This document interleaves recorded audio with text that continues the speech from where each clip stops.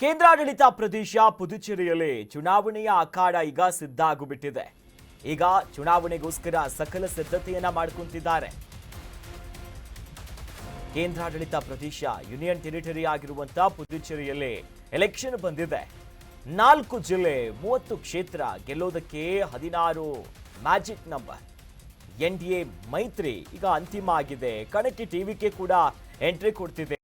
ಹಾಲಿ AINRC 16 ಸೇರಿದಂತೆ BJP 10 ಸ್ಥಾನ. ಹಾಗಾಗಿ ರಂಗಸ್ವಾಮಿ ಅವರು ಹ್ಯಾಟ್ರಿಕ್ ಗೆಲುವನ್ನ ಸಾಧಿಸ್ತಾರಾ?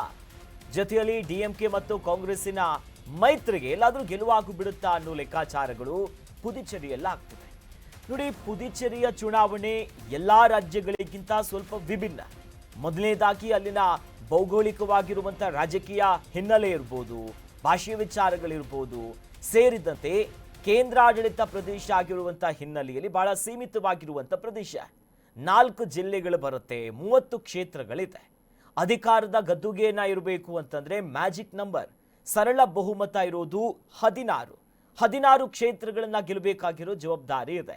ಕಳೆದ 2 ಚುನಾವಣೆಗಳ ಲೆಕ್ಕಾಚಾರ ಹಾಕಿದಾಗ 16, 21 ಇವೆಲ್ಲದರಲ್ಲೂ ಕೂಡ ಈಗಾಗಲೇ ರಂಗಸ್ವಾಮಿಯವರು ಅಧಿಕಾರದ ಗದ್ದುಗೆಯನ್ನ ಏರಿದ್ದಾರೆ.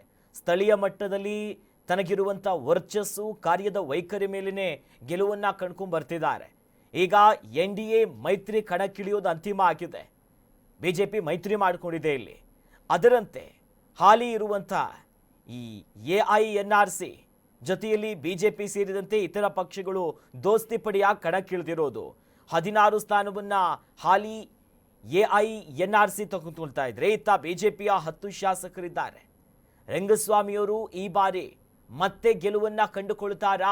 ಇದು ಸದ್ಯದ ಮಟ್ಟಿಗೆ ಪ್ರಶ್ನೆ ಆಗ್ತಿದ್ರೆ, ನಾವು ತಮಿಳುನಾಡಿನ ರಾಜಕೀಯ ಮತ್ತು ಪುದುಚೇರಿಯ ರಾಜಕೀಯ ಬಹಳ ಹತ್ತಿರದಲ್ಲಿ ನೋಡಬೇಕಾಗುತ್ತೆ. ಅದೇ ಡಿಎಂಕೆ, ಎಐಡಿಎಂಕೆ ಇನ್ನೇನು ಟಿವಿಕೆ ಎಂಟ್ರಿ ಕೊಟ್ಟು ಬಿಡುತ್ತಾ ಅನ್ನೋ ಪ್ರಶ್ನೆ. ಅದೇ ರೀತಿಯಾಗಿ ಪ್ರಾದೇಶಿಕ ಪಕ್ಷಗಳ ಮೇಲುಗೈ ಇದ್ರೆ ಕೇಂದ್ರ ಪಕ್ಷವಾಗಿ ಗುರುತಿಸಿಕೊಂಡಿರುವಂಥ ಅಥವಾ ರಾಷ್ಟ್ರೀಯ ಪಕ್ಷವಾಗಿ ಗುರುತಿಸಿಕೊಳ್ಳುವಂಥ ಬಿಜೆಪಿ ಮತ್ತು ಕಾಂಗ್ರೆಸ್ಸಿನ ಪರಿಸ್ಥಿತಿ ಇಲ್ಲಿ ದೋಸ್ತಿ ಮಾಡಿಕೊಳ್ಳೇಬೇಕಾದಂಥ ಅನಿವಾರ್ಯತೆ ಇರೋದು. ಅದರಂತೆಯೇ ದೋಸ್ತಿ ಮಾಡಿಕೊಂಡೇ ಗೆಲ್ಲುವಂಥ ಪರಿಸ್ಥಿತಿಗಳು ಅನ್ವಯ ಆಗ್ತಿದೆ ಇಲ್ಲಿ. ಪಂಚರಾಜ್ಯ ಚುನಾವಣೆಯಲ್ಲಿ ಪುದುಚೇರಿಯ ಚುನಾವಣೆಯ ಅಖಾಡ ಕೂಡ ಅಷ್ಟೇ ರಂಗೆ ಇರ್ತಿದೆ. ಎನ್ ರಂಗಸ್ವಾಮಿಯವರು ಮುಖ್ಯಮಂತ್ರಿಗಳೇನಾಗಿದ್ದಾರೆ, ಮತ್ತೆ ಗೆಲ್ಲುತ್ತಾರಾ? ವರ್ಚಸ್ ಇರ್ಬೋದು, ಅಭಿವೃದ್ಧಿ ಕಾರ್ಯಗಳಿರ್ಬೋದು, ಮೈತ್ರಿ ಪಡೆಯಲಾಗುವಂಥ ಲಾಭಗಳಿರ್ಬೋದು, ಜಾತಿವಾರು ಸಮೀಕರಣದ ಅಂಕಿಅಂಶಗಳಿರ್ಬೋದು, ಹೀಗೆ ಹಲವು ಆಯಾಮಗಳಲ್ಲಿ ಈಗ ಪುದುಚೇರಿಯ ರಾಜಕೀಯ ಚಟುವಟಿಕೆಗಳು ಗರಿಗೆದರುತ್ತಾ ಇದೆ.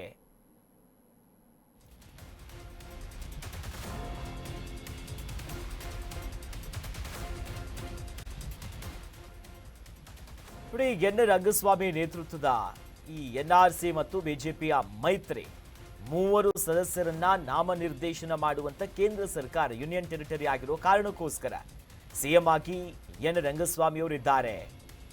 ಆಲ್ ಇಂಡಿಯಾ ಎನ್ಆರ್ ಕಾಂಗ್ರೆಸ್ಸಿನ ಸ್ಥಾಪಕರು ರಂಗಸ್ವಾಮಿ ಅವರು 2021ರಲ್ಲಿ ಬಿಜೆಪಿ ಜೊತೆಯಲ್ಲಿ ಮೈತ್ರಿ ಮಾಡ್ಕೊಂತಾರೆ. ಅದೇ ಸಂಬಂಧ ಮುಂದುವರೆದಿದೆ. ಆಡಳಿತ ಪಕ್ಷ ಎನ್ಆರ್ಸಿ ಮತ್ತು ಬಿಜೆಪಿ ಎನ್ಡಿಎ ಮೈತ್ರಿಕೂಟವಾಗಿದ್ದರೆ, ವಿರೋಧ ಪಕ್ಷವಾಗಿ ಡಿಎಂಕೆ ಮತ್ತು ಕಾಂಗ್ರೆಸ್ಸಿನ ಕೆಲ ಪಕ್ಷಗಳಿದೆ. ನೋಡಿ, ಎನ್ ರಂಗಸ್ವಾಮಿ ಅವರ ವರ್ಚಸ್ಸು ತಳಮಟ್ಟದಲ್ಲಿ ಪುದುಚೇರಿಯಲ್ಲಿ ಅಷ್ಟರ ಮಟ್ಟಿಗೆ ಸ್ಟ್ರಾಂಗ್ ಇದೆ. ಮತ್ತೆ ಯೂನಿಯನ್ ಟೆರಿಟರಿ ಕೇಂದ್ರಾಡಳಿತ ಪ್ರದೇಶ ಆಗಿರುವುದರಿಂದ 3 ಸದಸ್ಯರನ್ನ ಆ ಕ್ಷೇತ್ರ ಗೆಲ್ಲೋದಕ್ಕೆ ಕೇಂದ್ರ ಸರ್ಕಾರ ನಾಮನಿರ್ದೇಶನ ಮಾಡುವಂತ ಕೆಲಸಗಳಾಗುತ್ತೆ. ಅಂದ್ರೆ ಯಾವುದಾದ್ರೂ ಒಂದು ಕ್ಷೇತ್ರದಲ್ಲಿ ಸಾಧನೆ ಮಾಡಿದಂಥವರು ಹಿರಿಯರಿದ್ದಾರೆ, ಮಾನದಂಡಗಳನ್ನ ಪರಿಗಣನೆ ತೆಗೆದುಕೊಂಡು ಈ ನಿರ್ಧಾರವನ್ನು ತೆಗೆದುಕೊಳ್ಳಲಾಗುತ್ತೆ. ಯಾಕಂತಂದ್ರೆ ಕೇಂದ್ರಾಡಳಿತ ಪ್ರದೇಶ ಆಗಿರೋ ಜೊತೆಯಲ್ಲಿ ವಿಧಾನಸಭಾ ಕ್ಷೇತ್ರಗಳಿರೋ ನಿಟ್ಟಿನಲ್ಲಿ ನೋಡಿ, ಇದು ಬಹಳ ವಿಭಿನ್ನ. ನಮ್ಮ ಪುದುಚೇರಿ ಇರ್ಬೋದು, ಸೇರಿದಂತೆ ಜಮ್ಮು ಕಾಶ್ಮೀರ, ಇಲ್ಲೆಲ್ಲ ಮಾತ್ರ ಅದೇ ರೀತಿಯಾದಂಥ ಭೌಗೋಳಿಕ ಮತ್ತು ರಾಜಕೀಯ ಡೆವಲಪ್ಮೆಂಟ್ಸ್ಗಳಿರುತ್ತೆ.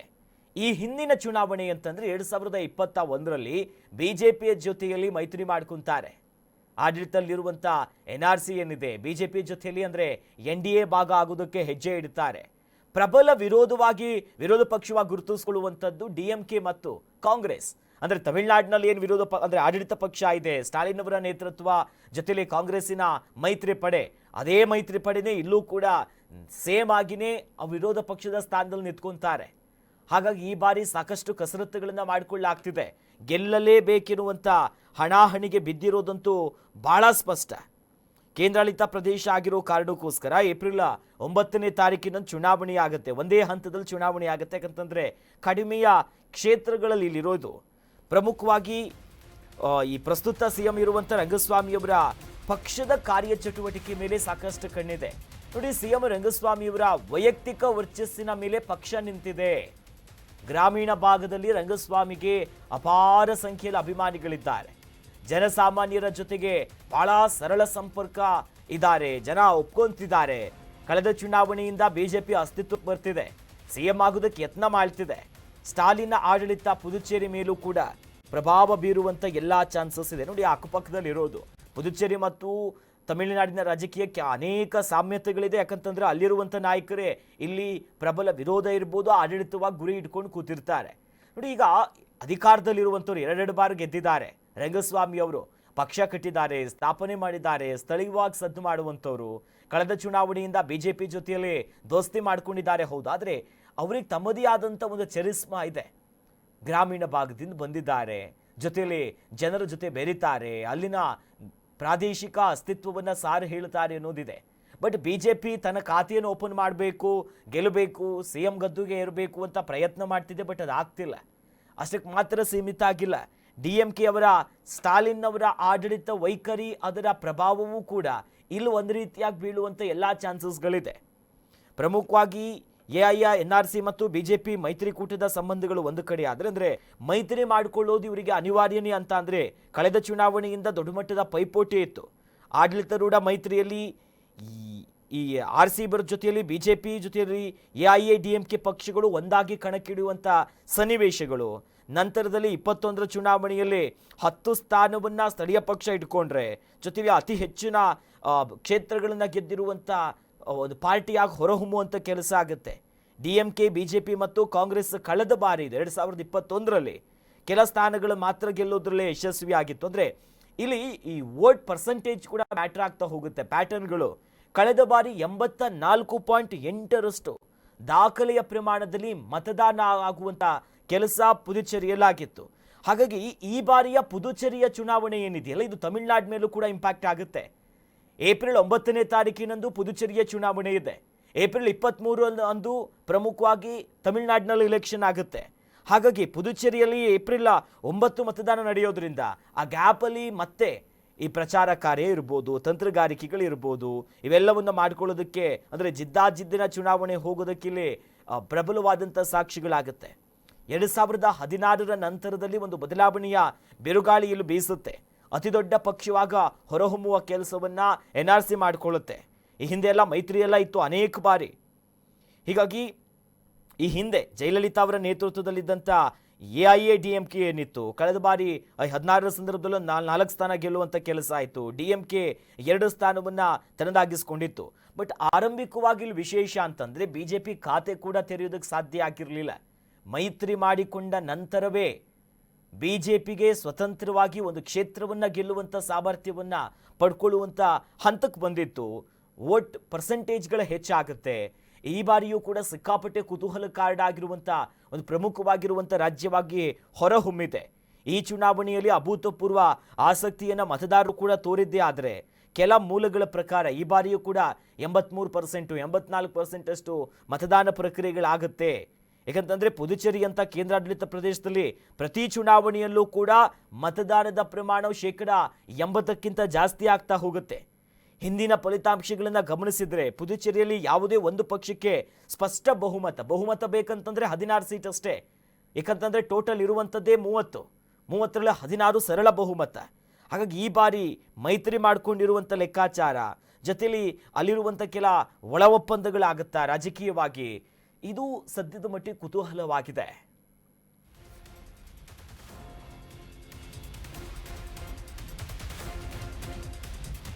ಇನ್ನು ಸಂಪೂರ್ಣ ರಾಜ್ಯದ ಸ್ಥಾನಮಾನಕ್ಕಾಗಿ ಬೇಡಿಕೆಯನ್ನ ಇಡಲಾಗ್ತಿದೆಯಂತೆ. ರಾಜ್ಯದ ಹಕ್ಕು ಬೇಕೆಂಬ ಕೂಗಿನಿಂದ ಚುನಾವಣೆ ನಡೀತಾ ಇದೆ. ಪ್ರಾದೇಶಿಕದ ವಿಚಾರಗಳು ಸರ್ಕಾರ ಹಾಗೂ ಗವರ್ನರ್ ನಡುವೆ ಸದಾ ಸಂಘರ್ಷಗಳಿರುತ್ತೆ. ಲೆಫ್ಟಿನೆಂಟ್ ಗವರ್ನರ್ ಹಸ್ತಕ್ಷೇಪ, ಕೆಲ ನಾಯಕರು ಬೇಸರ ಆಗುವಂಥ ವಿಚಾರಗಳಿರುತ್ತೆ. ಪುದುಚೇರಿ ಆರ್ಥಿಕತೆಗೆ ಪ್ರವಾಸೋದ್ಯಮ ಆಧಾರ ಆಗಿದೆ. ಸೀಟ ಹಂಚಿಕೆಯಲ್ಲಿ ಕಾಂಗ್ರೆಸ್ ಮತ್ತು DMK ನಡುವೆ ಒಂದಿಷ್ಟು ಮುನಿಸುಗಳು ಕೂಡ ಇದೆ. 6 ಕ್ಷೇತ್ರಗಳಲ್ಲಿ 2 ಪಕ್ಷಗಳ ಅಭ್ಯರ್ಥಿಗಳು ಕಣಕ್ಕಿಳಿತಿದ್ದಾರೆ ಇರುವಂತಹ ಅಷ್ಟೇ ಸ್ಥಾನಗಳಲ್ಲಿ. ನೋಡಿ, ಒಂದು ಪುದುಚೇರಿಯ ರಾಜಕೀಯ ಎಂದಾಗ ಗಮನಿಸ್ಬೋದು, ಅಲ್ಲಿ ಸ್ಥಾನಮಾನಕ್ಕೋಸ್ಕರ ಈಗ ಕೇಂದ್ರಾಡಳಿತ ಪ್ರದೇಶವಾಗಿ ಪಾಂಡಿಚೇರಿ ಇದೆ. ಯಾಕಂತಂದ್ರೆ ಈ ಹಿಂದೆ ಅಲ್ಲಿದ್ದಂಥ ಫ್ರಾನ್ಸರ ಆಡಳಿತ ಇರ್ಬೋದು, ಡಚ್ ಇರುವಂಥದ್ದು, ಪೋರ್ಚುಗೀಸ್ ಇರ್ಬೋದು, ಹೀಗೆ ಅನೇಕರ ಕೊಲನಿಯಾಗಿ ಇದ್ದಂಥ ಒಂದು ಪ್ರದೇಶ ಅದು. ನಂತರ ಸ್ವತಂತ್ರ ಭಾರತ ಸಂದರ್ಭದಲ್ಲಿ ಅದನ್ನ ಯೂನಿಯನ್ ಟೆರಿಟರಿ ಆಗಿ ಕೇಂದ್ರಾಡಳಿತ ಪ್ರದೇಶವಾಗಿ ಅದನ್ನು ಮಾಡೋ ಕೆಲಸ ಆಯಿತು. ಹಾಗಾಗಿ ರಾಜ್ಯಪಾಲರು ಹೇಗೆ ಕೆಲಸ ಮಾಡ್ತಾರಲ್ಲ, ಅಲ್ಲಿ ಲೆಫ್ಟಿನೆಂಟ್ ಗವರ್ನರನ್ನ ಕೇಂದ್ರ ಸರ್ಕಾರ, ಅದರಲ್ಲೂ ಕೂಡ ಪ್ರೆಸಿಡೆಂಟ್ ರಾಷ್ಟ್ರಪತಿಗಳು ನೇಮಕ ಮಾಡುವಂತ ಪ್ರಕ್ರಿಯೆ ಆಗುತ್ತೆ. ಅಲ್ಲಿ ಲೆಫ್ಟಿನೆಂಟ್ ಗವರ್ನರ್ ಇರ್ತಾರೆ.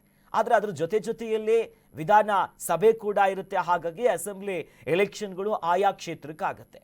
ಈ ರೀತಿಯಾಗಿ ಕೇಂದ್ರ ಮತ್ತು ರಾಜ್ಯದಲ್ಲಿ ಬೇರೆ ಸರ್ಕಾರಗಳಿದ್ದಂಥ ಸಂದರ್ಭದಲ್ಲಿ ಸಹಜವಾಗಿಯೇ ಗವರ್ನರ್ ಮತ್ತು ರಾಜ್ಯ ಸರ್ಕಾರದ ನಡುವೆ ಜಟಾಪಟೆ ನಮ್ಮ ರಾಜ್ಯದಲ್ಲಿ ಹೆಂಗಾಗುತ್ತಲ್ಲ ಅದೇ ನಿಟ್ಟಿನಲ್ಲಿ ಇರುತ್ತೆ. ಅದರಲ್ಲೂ ಈ ತಮಿಳುನಾಡಿನಂತಲ್ಲಂತೂ ಸಿಕ್ಕಾಪಟ್ಟೆ ಅನೇಕ ಬಾರಿ ಸುಪ್ರೀಂ ಕೋರ್ಟಿನ ಕದ ತಟ್ಟುವಂಥ ಸನ್ನಿವೇಶಗಳಾಗಿತ್ತು. ಹಾಗೆ ಇಲ್ಲೂ ಕೂಡ ಅದೇ ರೀತಿಯಾಗಿದೆ. ಅಂದರೆ ಲೆಫ್ಟಿನೆಂಟ್ ಕೆಲವೊಂದು ಸಂದರ್ಭದಲ್ಲಿ ಆ ಸರ್ಕಾರದ ವಿಚಾರದಲ್ಲಿ ಹಸ್ತಕ್ಷೇಪ ಮಾಡ್ತಾರೆ. ಹಾಗಾಗಿ ನಾಯಕರು ಬೇಸರ ಆಗ್ತಾರೆ. ಈ ಒಂದು ಅಲ್ಲಿ ಬಿಜೆಪಿ ಮತ್ತು ಅಲ್ಲಿನ ಸ್ಥಳೀಯ ಪಕ್ಷ NRC ಮೈತ್ರಿ ಮಾಡಿಕೊಂಡಿದ್ರು ಕೂಡ ಆಗಾಗ ಮುನಿಸಿರುತ್ತೆ. ಹಾಗಾಗಿ ವಿರೋಧ ಪಕ್ಷದಲ್ಲಿ ಗುರುತಿಸಿಕೊಂಡಿರುವಂಥ DMK ನಡುವೆಯೂ ಕೂಡ, ಅಂದರೆ DMK ಮತ್ತು ಕಾಂಗ್ರೆಸ್ಸಿನ ನಡುವೆ ಸೀಟು ಹಂಚಿಕೆಯ ವಿಚಾರದಲ್ಲಿ ಅಸಮಾಧಾನಗಳಿದೆ, ಒಳಬೇಗುದಿಗಳಿದೆ. ಆದರೆ ಬಹಿರಂಗವಾಗಿ ಅದನ್ನ ಹೇಳ್ಕೊಳ್ಳೋದಕ್ಕೆ ಆಗ್ತಿಲ್ಲ. ರಂಗಸ್ವಾಮಿ ಮತ್ತು ಬಿಜೆಪಿಯ ನಡುವೆ ಇರುವಂಥ ಮೈತ್ರಿ ಏನಿದೆ, ಇದು ಈ ತಮಿಳುನಾಡು ದ್ರಾವಿಡ ರಾಜಕಾರಣದ ಕೆಲ ಕರಿನೆರಳು ಕೂಡ ಇದೆ. ಯಾಕಂತಂದ್ರೆ DMK ಫ್ಯಾಕ್ಟರ್ ಆಗುತ್ತೆ, AIADMKಯ ಪಾತ್ರ ಬಹಳ ದೊಡ್ಡ ಮಟ್ಟಕ್ಕಾಗುತ್ತೆ. ಅವರಿಗೆ ಪ್ರಾದೇಶಿಕತ್ವ ಅಥವಾ ದ್ರಾವಿಡತನ, ಅದರ ಹೆಗ್ಗುರುತುಗಳನ್ನು ಉಳಿಸ್ಕೊಳ್ಳುವಂಥ ಪೈಪೋಟಿ ಇದೆ. ತನ್ನದೇ ಮುಖ್ಯಮಂತ್ರಿ ಅಭ್ಯರ್ಥಿ ಸೃಷ್ಟಿಸುವಂಥ ಕನಸು ಬಿಜೆಪಿಗಿದೆ. ಹೇಗೆ ಬಿಹಾರದಲ್ಲಿ ಲೆಕ್ಕಾಚಾರಗಳನ್ನು ಹಾಕ್ತಾರೆ, ನಿತೀಶ್ ಕುಮಾರ್ ಅವರನ್ನು ಕೆಳಗಿಳಿಸಿ ಅಥವಾ ಬದಲಾವಣೆಗಳಾಗಬೇಕು, ಸ್ವತಂತ್ರವಾಗಿ ಗೆಲ್ಲೋದಕ್ಕಾಗಲ್ಲ, ನಾವು CM ಆಗ್ತೀವಿ ಅಥವಾ DCM ಆಫರ್ಗಳನ್ನು ಕೊಡುವುದು. ತಮಿಳುನಾಡಿನ ವಿಚಾರಣೆ ಬಂದಾಗ ನಾವು ಮೈತ್ರಿ ಮಾಡ್ಕೊಳ್ಳೋಣ ಅಥವಾ ಗೆದ್ದು ಬಿಡ್ತೀವಿ, TVK ಪಕ್ಷದ ವಿಜಯ್ ಅವರಿಗೆ DCM ಸ್ಥಾನ ಕೊಡುವಂಥ ಇಂಥ ಲೆಕ್ಕಾಚಾರಗಳೇ ಆಗುತ್ತೆ. ಕಳೆದ ಬಾರಿಯ ಫಲಿತಾಂಶ ಏನಿದೆ, 2021ರಲ್ಲಿ ಪ್ರಮುಖವಾಗಿ AINRC ಪಕ್ಷ ಏನಿದೆ, BJP ಜೊತೆ ಮೈತ್ರಿ ಮಾಡಿಕೊಂಡು ಗೆಲ್ತಾರೆ, ಗೆಲುವನ್ನು ಸಾಧಿಸೋದ್ರಲ್ಲಿ ಯಶಸ್ವಿ ಆಗಿದ್ರು. 10 ಸ್ಥಾನವನ್ನ NRC ಗೆದ್ದಿದ್ರೆ ಬಿಜೆಪಿ ಒಂದು 6 ಸ್ಥಾನ ಗೆಲ್ಲುತ್ತೆ. 10 ಸ್ಥಾನ ಗೆದ್ರೆ ಆ ದೊಡ್ಡ ಮಟ್ಟದಲ್ಲಿ ಅತಿ ದೊಡ್ಡ ಪಾರ್ಟಿಯಾಗಿ ಹೊರಹೊಮ್ಮುವಂತ ಸಿಚುವೇಶನ್ ಅಲ್ಲಿ ಸರಳ ಬಹುಮತವನ್ನ ಪಡ್ಕೊಂಡು ಕಾಂಗ್ರೆಸ್ ಒಂದು 2 ಸ್ಥಾನವನ್ನ ಗೆಲ್ಲುವಲ್ಲಿ ಯಶಸ್ವಿ ಆಗಿತ್ತು. ಬಟ್ ಅಲ್ಲಿ ಪ್ರಮುಖ ಪಾತ್ರ ವಹಿಸ್ತಿರೋದೇ ವರ್ಚಸ್ಸಲ್ಲಿ. AINRC ಯಲ್ಲಿರುವಂಥ ನಾಯಕರು ಅಥವಾ ಅಲ್ಲಿನ ಮುಖ್ಯಮಂತ್ರಿಗಳು, ಪಕ್ಷದ ಸಂಸ್ಥಾಪಕರು N ರಂಗಸ್ವಾಮಿಯವರ ವೈಯಕ್ತಿಕ ವರ್ಚಸ್ಸು, ಜನರಿಗೆ ಹತ್ತಿರ ಆಗಿರುವಂಥ ಪರಿ ಇರ್ಬೋದು. ಆ ರೀತಿಯ ಆಡಳಿತ ವಿರೋಧಿ ಅಲೆ ಅನ್ನೋದಲ್ಲಿ ಏನೂ ಇರಲಿಲ್ಲ. ಹೀಗಾಗಿ ಅವೆಲ್ಲವೂ ಕೂಡ ಇಲ್ಲಿ ಪ್ಲಸ್ ಆಗಿ ಗೆಲುವಿನ ಹತ್ತಿರಕ್ಕೆ ಇವರೆಲ್ಲ ಹೋಗ್ತಿದ್ದಾರೆ.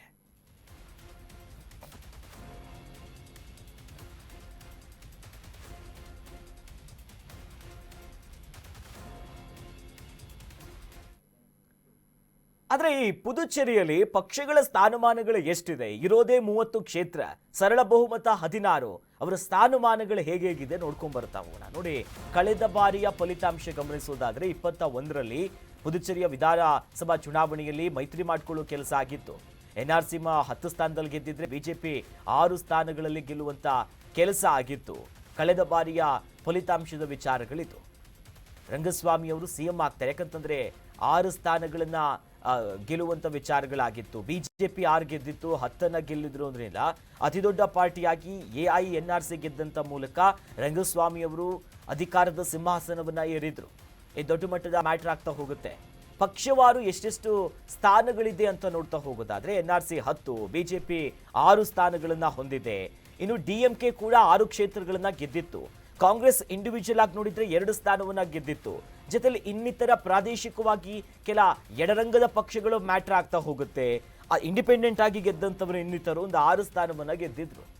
ಹಾಗಾಗಿ ಅತಿ ಹೆಚ್ಚು ಗೆದ್ದಿದ್ದು NRC, ಹಾಗಾಗಿನೇ ಗೆದ್ದಿದ್ರು. ಇನ್ನು ಈ ಕ್ಷೇತ್ರದ ಒಂದು ವಿಭಿನ್ನತೆ ಏನು ಗೊತ್ತಾ? ಭೌಗೋಳಿಕ ರಚನೆ 4 ಜಿಲ್ಲೆಗಳು ಇದೆ.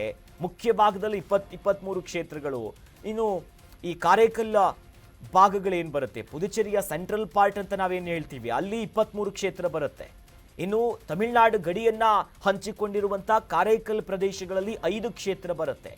ಮಾಹೆ ಇದು ಕೇರಳದ ಗಡಿಯನ್ನ ಹೊಂದಿರುವಂತ ಭಾಗ.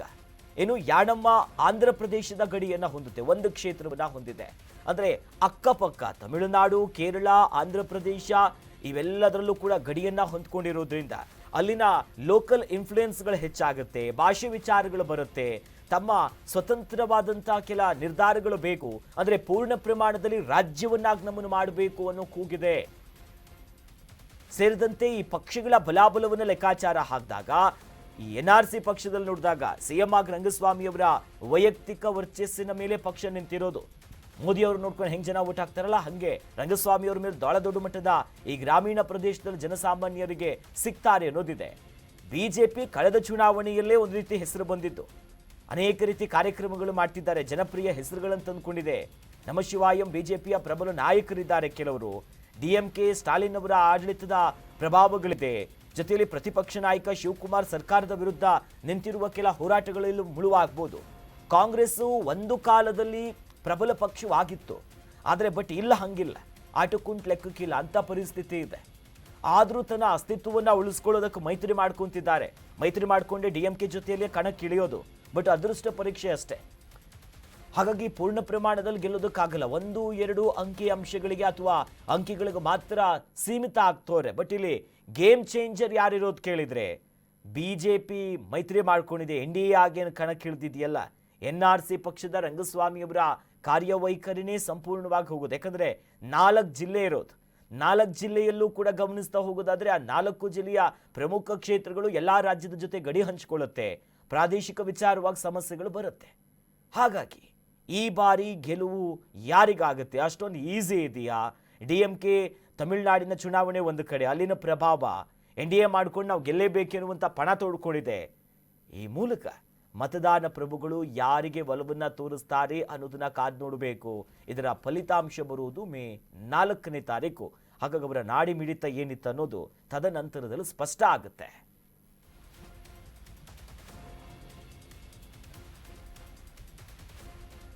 ಕರ್ನಾಟಕ ನ್ಯೂಸ್ ಬೀಟ್ ಫಾಲೋ ಮಾಡಿ, ಸಬ್ಸ್ಕ್ರೈಬ್ ಮಾಡಿ.